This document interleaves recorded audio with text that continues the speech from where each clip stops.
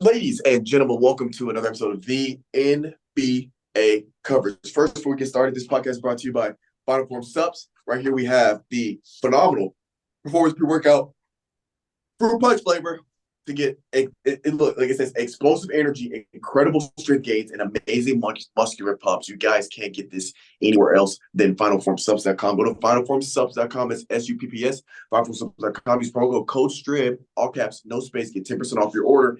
And of course, wherever you're listening to this pod or watching, go ahead and subscribe so you don't miss out here at IB Talks Podcast Network. So those of y'all that are new, welcome to the NBA coverage. We're going to go over standings, statistical leaders, and then I'll kick it off to Coach Calvin to get us started on our news and highlights. So we're going to go ahead and get straight into it. So Eastern Conference, we have Celtics sitting at 1, Bucks have moved up to 2. Cavs have dropped to 3. Knicks are still sitting at 4. Orlando Magic sliding back up there at 5. Philly sitting there at 6. Then we have the Pacers at 7. Miami at 8. Bulls at 9. Hawks are sitting at 10. 11, we got Brooklyn Nets. Raptors 12. Hornets 13.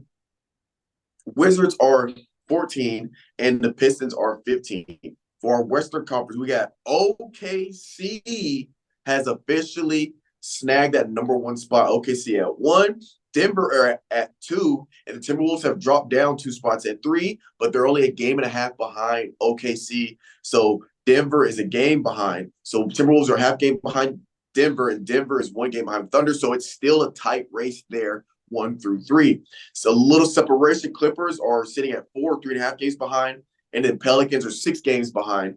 And then at 5, Suns at 6, Kings at 7, Mavs at 8, Lakers at 9, Warriors at 10, then Houston at 11, Jazz at 12, Grizzlies at 13, Portland Trailblazers at 14, and the San Antonio Spurs are at 15. Real quick, going over some leaders, we got Luka Doncic at 1 at points per game at 34.7, rebounds per game, we got Sabonis at 13.5, assists per game, Tyrese Halliburton at 11.3, steals per game, Shai Gilgeous-Alexander at 2.1.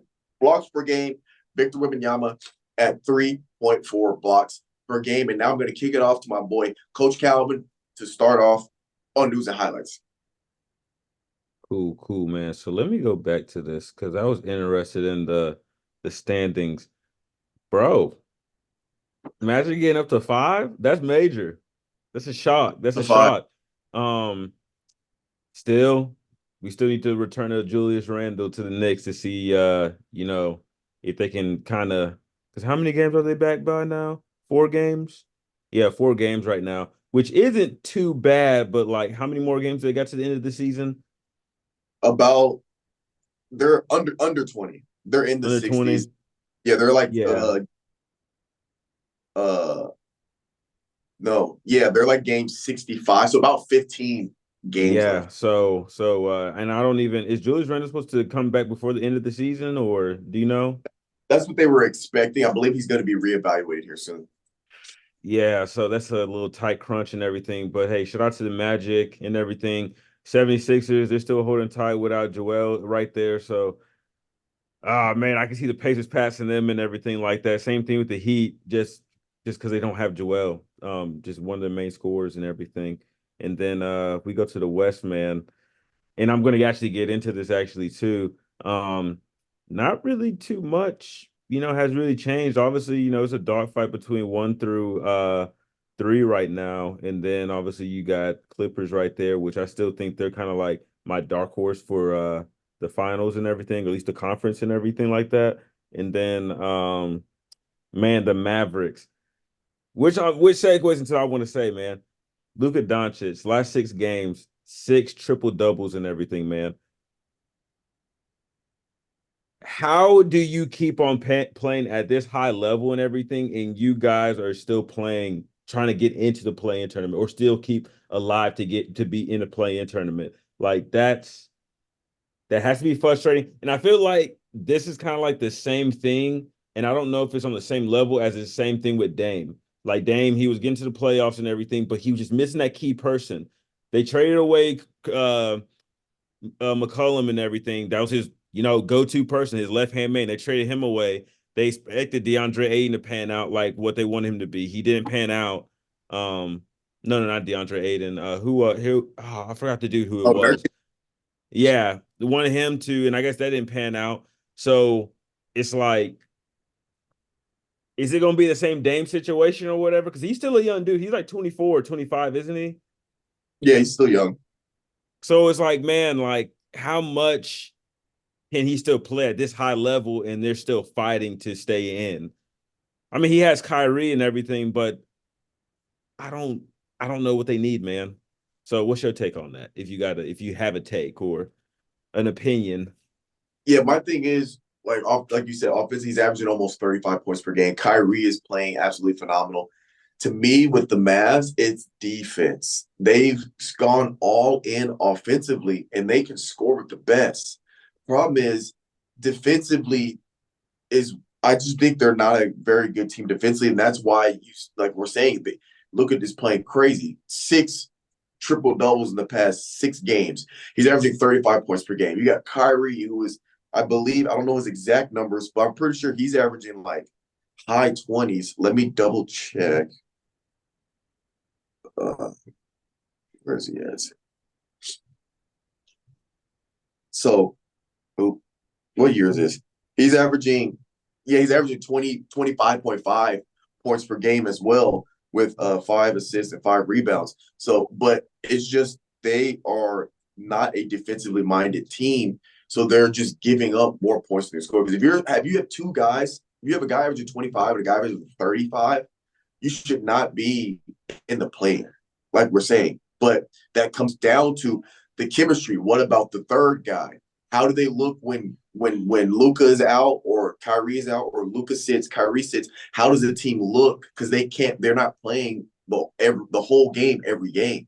How do they look? And then if I want to see something real quick. But that's pretty much my take I have. I just wanted to look up really quick if they play anytime soon. Where are they at? So I just want to get this right. So Dallas's defensive rate, they're tied for 21st for their defensive rating. So they're bottom towards the bottom of the barrel when it comes to just their defensive rating, and that's showing with where they are in the standings right now. Mm-hmm. Yeah. That's a damn shame. That is a damn shame, my friend. Mm-mm-mm. Yeah. That's all Now, I got, my boy. That's all I got. all right. So I just got a couple things, just quick shout out. So one, Ben Simmons is officially out for the rest of the season. He's played 15 games this year, and he's averaged 6.1 points per game, 5.7 assists per game, 7.9 rebounds per game. In the past 3 years, Ben Simmons has played not that many games. I think in his whole career, he's only played 333 games. LeBron has played 332 games as a Laker. So it's just tough to see because I was a Ben Simmons fan. So it's just tough to see him not play and not be healthy because I believe Bless you. I believe he's out for the season because of his back. He's going to actually see the specialist for his back. So it's just tough because Bless you. you want to see Ben Simmons play. He's a great defensive player, and then when he has his confidence, he's a decent mid-range shooter, and he can finish at the rim. Any thoughts on that? Got to get right, man. I don't know what to do. I don't know what to say. I don't know. Look into multiple doctors for different opinions and then go with your gut feeling. I don't know. Uh, I don't want to say like, hey, he's like done just because of injury prone, but it's just like, man, like there has to be a solution or some temporary thing so you can actually play a full season. And then it does come down to is like, do you actually want to play basketball as well? I feel like it's the conversation because I mean, there's always been that stigma of him just, oh, like oh, Ben Simmons had like a pure jump shot or whatever, like not even like knocking down threes consistently, but knocking like I don't know, like if he was gonna shoot 4 threes, I mean like one for well, he'll knock down one or maybe two or something like that. But his mid range is just like impeccable. Like they've been talking about that for years, so that stigma does come up too as well. So I don't know, man. I don't know what to say about that one, to be honest. Just get better, dog. Well, yeah, if you're a part of Ben Simmons' team or Ben Simmons, if you're watching this, which I doubt you will, go to finalformsubs.com. I have some great stuff for recovery. Hit me up. I can help you out.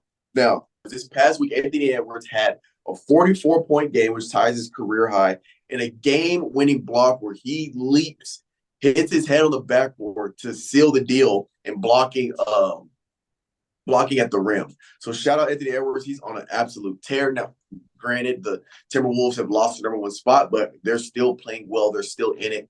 And Anthony Edwards is a big part of that. Shout out Lakers. First of all, shout out LeBron. Since the All-Star break, LeBron's averaging over 30 points per game. And AD has been playing pretty well. I want to go over where is it? This last game against the Timberwolves. It was the Timberwolves, and the Edwards had 35 points, 7 assists, 7 rebounds.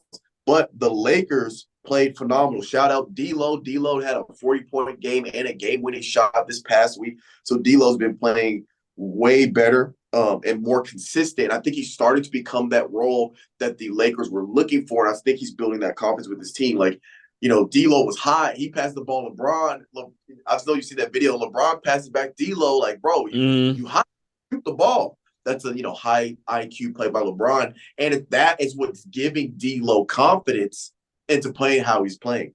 Because he was on a trade block at one point. So he said what? He was on a trade block at one point, or trade talk. Exactly. You go from trade block to he was on the bench too. So you go from trade block, being benched, to back in the starting lineup, game winners, 40-plus point games. LeBron telling you to shoot the ball. You're the hot hand. So that's going well. LeBron, 29 points, 8 rebounds, 9 assists. Anthony Davis, 27 points, 25 rebounds.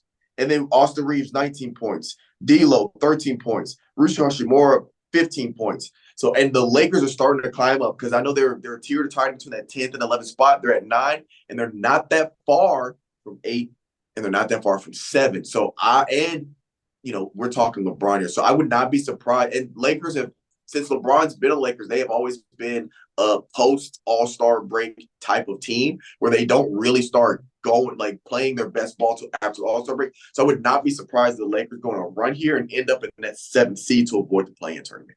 But that is all I had for my notes for news and highlights. That's all I had too, my dude. Hopefully we get some more exciting news coming up this week and everything, because I feel like it's only thing we just waiting for is just, the end of the season, who makes the play-in tournament, who plays and everything, our predictions around that, and then obviously any changes of just who our NBA finals would be. So, yeah, man, that's about it. Well, y'all heard it here first. We'll catch you guys next week here, NBA Coverage. I'm gonna chase my